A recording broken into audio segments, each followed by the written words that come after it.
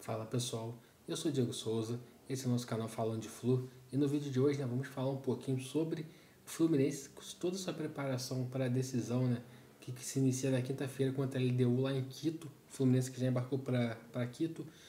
Também vamos falar um pouquinho sobre a questão do Samuel Xavier, renovação de contrato, por que ele não viajou para o jogo de Quito e vamos trazer as últimas do Fluminense. Mas antes de mais nada, queria pedir sua ajuda. Se você não é inscrito no Falando de Flu ainda, se inscreve, dá essa moral pra gente.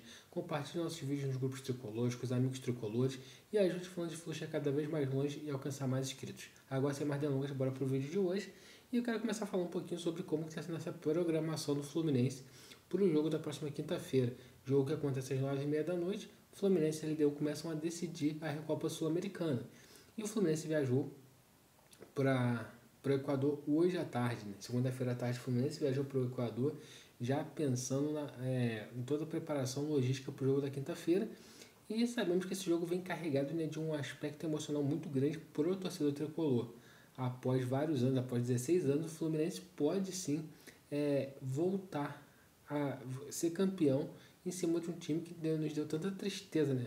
Ao não deixar a gente conquistar o título da Libertadores de 2008, a gente bateu atrás mais uma vez na Copa Sul-Americana de 2009, então o Fluminense pode dar a volta por cima. E falar um pouco dos momentos dos times, né? Eu não vejo o Fluminense jogando um futebol vistoso, nem próximo daquilo que encerrou, né, no final do ano passado, sendo campeão da Libertadores, tendo um time realmente de muito destaque, o time do Fluminense no campeonato estadual. Vem jogando aquele arroz com feijão básico ali, né?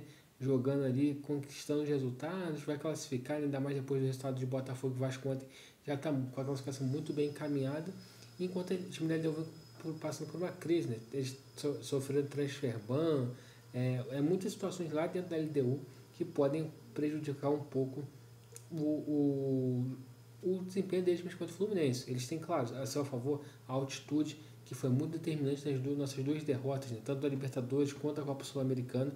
Isso realmente é um ponto fundamental que a gente vai ter que debater nos próximos vídeos, falando de como o Diniz pretende escalar esse time, como que vai tentar segurar a LDU lá, os caras passam no meio de campo, estão chutando, então isso é um fator preocupante, porque a gente precisa debater ao longo dessa semana como que o Diniz pretende escalar esse time.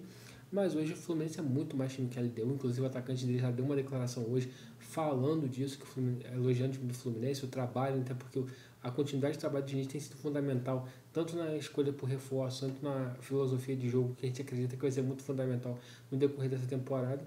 Então hoje o Fluminense acaba despontando como time favorito a ganhar a Recopa Sul-Americana, mas temos que respeitar ele deu sim e principalmente conseguir fazer um bom jogo lá no Equador nessa quinta-feira para trazer a decisão para ele no Maracanã, que ele no Maracanã tinha muito forte, torcida empurrando, todo esse sentimento, né, de 16 anos de espera para poder bater a LDU, então vai ser muito fundamental o Fluminense conseguir segurar o jogo lá para decidir aqui no Rio de Janeiro. E falando um pouquinho sobre a questão de alguns jogadores que não viajaram, como é o caso de Samuel Xavier e John Kennedy.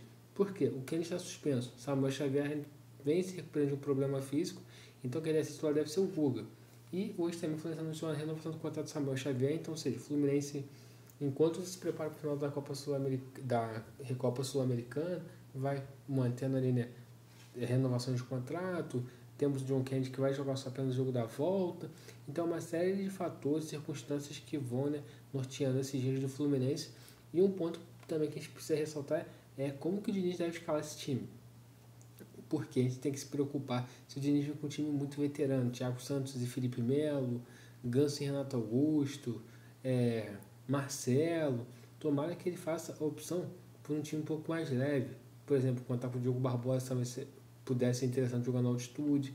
Você fazer uma dupla de zaga mesclado ali, Felipe Melo e Antônio Carlos, ou até mesmo Thiago Santos e Antônio Carlos, que é uma dupla de zaga que vai ter um cara mais veterano, mais experiente, com um cara com uma velocidade maior, uma questão física melhor. O Guga na lateral direito também pode ser proveitoso por causa dessa questão. Então a gente começa a ver algumas situações do Fluminense que vai ser interessante acompanhar os treinamentos nos próximos dias para ver qual que vai ser a tomada de decisão do Fernando Diniz na escolha do seu melhor time.